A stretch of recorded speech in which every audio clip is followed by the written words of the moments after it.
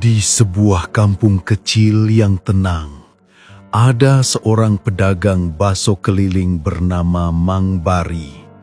Nama disamarkan. Dagangan bakso Mang Bari terkenal luar biasa laris. Setiap hari, gerobaknya selalu habis sebelum sore. Bahkan, di saat pedagang lain sepi pembeli, bakso Mang Bari tetap ramai dipadati warga. Banyak orang bertanya-tanya, kok bisa ya, padahal baksonya biasa saja, tapi orang-orang ketagihan. 1 bulan berlalu, dagangan Mang Bari makin ramai pembeli. Bahkan dari kampung sebelah pun ikut mengantri demi bisa mencicipi bakso Mang Bari. Seiring berjalannya waktu, salah satu warga bernama Asep mulai menemukan kejanggalan. Dan begitupun warga yang lain mulai merasa ada yang aneh. Setiap orang yang makan bakso Mang Bari selalu terlihat melamun sesaat, lalu tiba-tiba ingin nambah lagi. Ada juga kabar beberapa orang yang setelah makan baksonya sakit kepala, muntah-muntah, bahkan ada yang meninggal mendadak. Tapi tak ada yang bisa membuktikan hubungannya. Isu pun beredar. Ternyata Mang Bari memakai pesugihan agar dagangannya laris.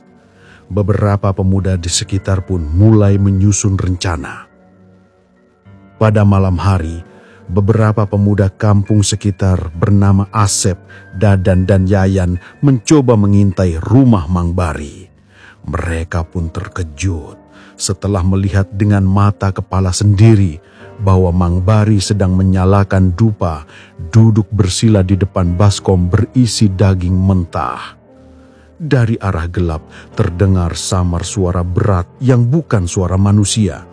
Ingat janji, setiap bulan 1 nyawa atau kau sendiri yang jadi tumbal. Mang Bari hanya mengangguk dengan wajah pucat. Ketiga pemuda itu ketakutan, buru-buru pulang. Keesokan harinya, warga sekitar sengaja mengintai gerobak Mang Bari. Saat ia pergi sebentar, salah satu warga memberanikan diri membuka panci bakso yang berada di gerobaknya.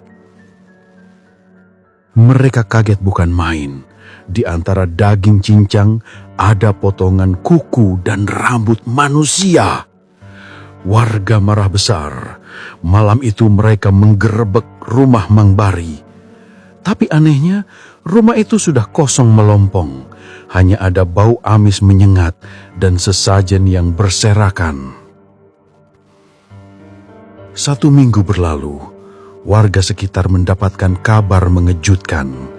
Mayat Mang Bari ditemukan di pinggir sungai.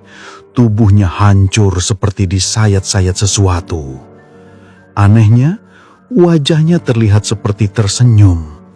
Matanya melotot ke arah kosong. Orang pintar desa sekitar berkata, pesugihan itu akhirnya menagih tumbalnya. Mang Bari tak sempat mencari pengganti, jadi dia sendiri yang diambil. Sejak itu, tak ada lagi yang berani mendekati rumahnya. Gerobak bakso milik Mang Bari dibiarkan membusuk di halaman, penuh lumut seolah ikut dikutuk. Waktu terus berjalan. Beberapa bulan berlalu, warga mulai tenang. Tapi malam itu terdengar lagi suara khas kentringan mangkuk penjual bakso di jalan kampung. Seorang anak kecil berlari keluar, melihat gerobak bakso persis milik Mang Bari. Di balik asap kuah panas ada sosok yang mendorong gerobak. Wajahnya tertutup uap. Namun, ketika uap menipis, jelas terlihat itu Mang Bari. Dia tersenyum dengan mata yang merah menyala. Lalu ia berkata sambil tersenyum, "Hayu, cobian baksona." Dan sejak malam itu, Warga yang menerima laporan mulai penasaran dan mencoba menunggu untuk memastikan kalau itu benar-benar Mang Bari.